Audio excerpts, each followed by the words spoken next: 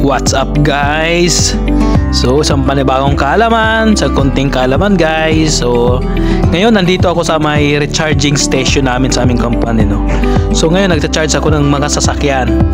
So itong kaharap natin guys, itong white car na to, ito ay Elon Musk car, Tesla. So napaka-astig niya, napakaganda niya tingnan, no. Wow, this is electric cars. Ngayon, kanina nagamit ko to, kanina na-testing ko to kanina, no. Napakaswabe niyang gamitin, napakatahimik. So, kung gusto mo mabilis, talagang like a jet.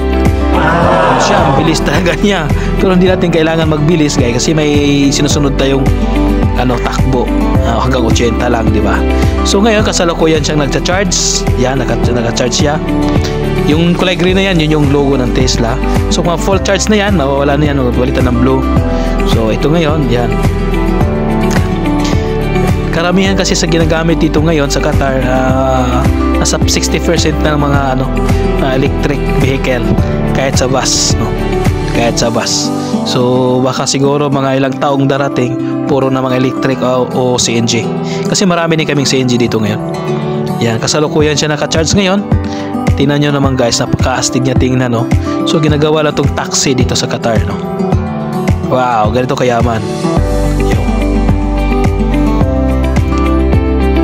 Kaganda. Ganda ng forma, no? Wow. Kaya lang napakamahal tong sasakyan na to. So ngayon guys, itong sasakyan na to, fully sensor na to siya. Pagbukas ka ng pinto, wala na tong susi. Kasi kahit sa engine, wala nang susi. Ano na to siya? Card. May sariling card, no? Tatap mo lang yung card, makikita natin ngayon. Dito sa window na yan, yan.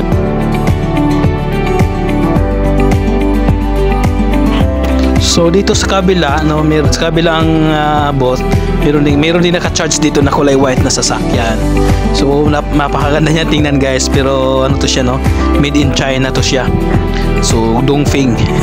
Dongfeng. Yung nakasulat sa likod yan, Dongfeng. So napakaganda niya tingnan din guys, no? Napaka-astig din niya tingnan. Tingnan mo mamaya yung harapan niya, yan guys, sa pagaganda. So naka-charge din to siya. Yung charger niya nasa unahan, yung Tesla nasa likod. So ayos din to gamitin siguro. Pero napaka-expensive yung Tesla. So tingnan niyo lang mukha niya guys, oh. 'Di ba? Napaka-astig din tingnan, oh. Napakaganda, oh, 'di ba? So sa kabilang area, sa kabilang booth, may naka-charge din doon sa Kia E6, new model ng Kia. So ito paborito ko sa lahat kasi parang SUV siya eh. Parang SUV siya. Napakalaki niya, oh. Napakataas. So yun, oh. Yun Kia. So kung ako papiliin sa tatlo nito guys, sa Tesla at saka ito, although medyo kamahalan yung Tesla, pero ito pipiliin ko kasi ang ganda niya, SUV forma niya eh. At saka yung Tesla napaka-lowered. Ito napakaganda, napaka-astig niya tingnan, no? Kia, at saka yung kulay niya ang ganda. Wow, ito ang pipiliin ko. Ito yung in my dreams, oh. Tingnan niyo naman guys, oh. Kia E6. So ito fully censored na rin siya. Yan, wala na rin susi.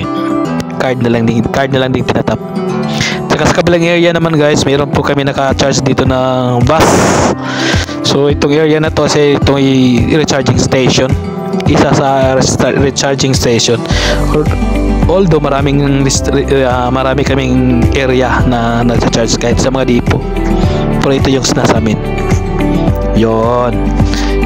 Mayroong charging sa taas, yung ampalads na yan.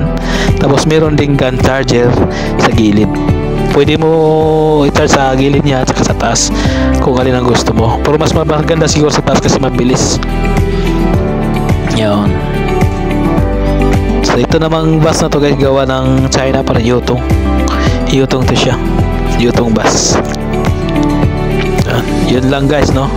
So nandito tayo ngayon sa may recharging station. Tayo nagcha-charge ng mga sasakyan. Ito yung trabaho natin ngayon. Wow. Yeah. Yun lang, bye bye, paalam, God bless. So ngayon napakamarami na talaga ngayong mga sasakyan na magaganda. Kahit yung mga gawan China, ang gaganda tingnan, ang gaganda ng forma.